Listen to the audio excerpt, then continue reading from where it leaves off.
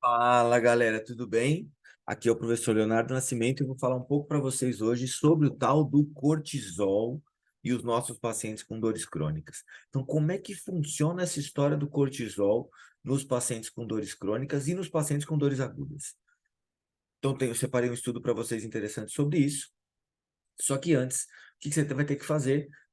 Curtir esse vídeo, se inscrever no canal, ativar as notificações e compartilhar esse conteúdo naquele grupo de fisioterapeutas que você se formou. Todo mundo, todo fisioterapeuta tem um grupo de fisioterapeutas da faculdade. Então você vai mandar esse vídeo lá e falar assim: olha que interessante isso. E deixa, porque isso vai fazer com que a gente consiga melhorar a qualidade dos nossos fisioterapeutas e, com isso, entregar melhores resultados para os nossos pacientes. E, com isso, ter uma profissão muito mais respeitada. Combinado? Então, é o seguinte, vamos entender o cortisol como um marcador de estresse, especialmente nos nossos pacientes crônicos, que eu vou organizar esse raciocínio para vocês. Como? Com um estudo. Presta atenção. Tá aqui, ó. Esse estudo mostra os aspectos técnicos e clínicos do cortisol como um marcador biomecânico de estresse crônico. Então, o nosso paciente tem alterações de cortisol e essas alterações de cortisol podem funcionar como um marcador de estresse crônico. Por que esse paciente pode ter um estresse crônico? Por uma dor lombar crônica, por uma ansiedade, por uma depressão, ou por tudo isso junto, ou por uma síndrome do pânico, ou por um estresse familiar, ou por um estresse laboral, ou por qualquer outro motivo, uma síndrome do intestino irritável. Então ele começa a ter um estresse crônico. O que acontece?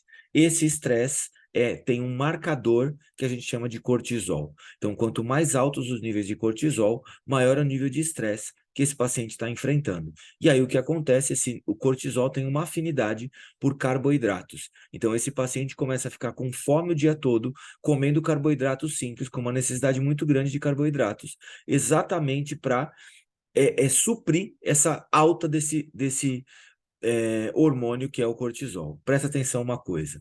Aqui a gente tem os efeitos do cortisol em curto prazo do lado esquerdo e em longo prazo do lado direito. O que acontece? Esse cortisol, em curto prazo, ele vai fazer o seguinte, ele tem uma resposta de curto prazo que é o quê? Um aumento da frequência cardíaca, um aumento da pressão arterial, o fígado começa a converter mais glicogênio em glicose para liberar mais, aumentar os níveis de glicose no sangue. Então, esse paciente vai querer o nível de glicose no sangue sempre alto. Vou ter uma dilatação dos bronquíolos, vou ter modificações nos padrões de fluxo sanguíneo, levando o paciente a aumentar o estado de alerta, diminuir a, a função digestiva e reduzir a produção de urina, a saída de urina. E ele vai ter, então, um aumento na taxa metabólica. Então, isso acontece quando eu tenho uma ação direta mediada pela adrenalina e pela noradrenalina, como em curto prazo de um estresse. O que acontece? Essa sensação de curto prazo pode exigir do meu corpo mais tempo. Então, quando o estresse fica mais tempo, meu corpo começa a se adaptar a isso. Então, a adrenalina consome muita energia, e aí o que acontece? O meu corpo pega o cortisol e começa a aumentar os níveis de cortisol para conseguir fazer uma resposta a essa adrenalina. Como a adrenalina precisa de glicogênio no sangue, o que ele faz? O cortisol tem uma afinidade por carboidratos simples para aumentar essa taxa de glicose no sangue o tempo todo, não sobrecarregando o fígado. Então, ele vai ajudar a manter essas reações de curto prazo, que deveriam ser de curto prazo, em longo prazo. Então, o que ele faz? Essa ação de estresse em longo prazo provoca uma retenção de sódio e água pelos rins, aumenta o volume sanguíneo e a pressão arterial, faz as proteínas e as gorduras que são convertidas em glicose serem quebradas em formas de energia para aumentar o nível de glicose no sangue, aumenta o nível de glicose do sangue e faz a supressão do sistema imunológico, então diminui o sistema imunológico. Esses são os marcadores do paciente, do nosso paciente com estresse crônico, lembrando que esse estresse crônico pode simplesmente ser causado por uma dor lombar.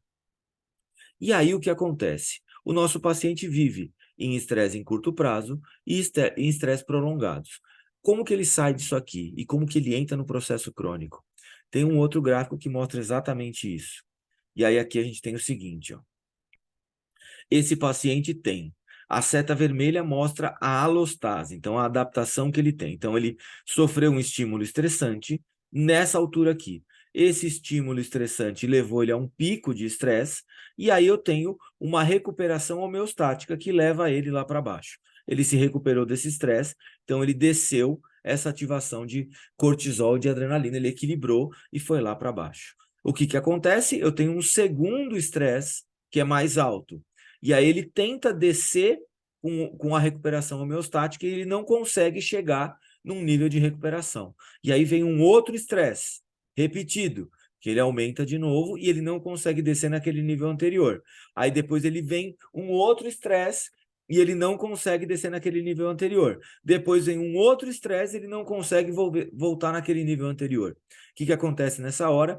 Ele começa a ter um novo ponto de estresse mínimo. Então, ele modifica o estresse basal dele tolerável no corpo. Então, ele faz uma adaptação do corpo, e essa adaptação do corpo é chamada de carga alostática. E aqui, nesse caso, esse paciente começa a ter uma alteração importante dos marcadores sanguíneos de colesterol, e ele acaba de se instalar num processo crônico.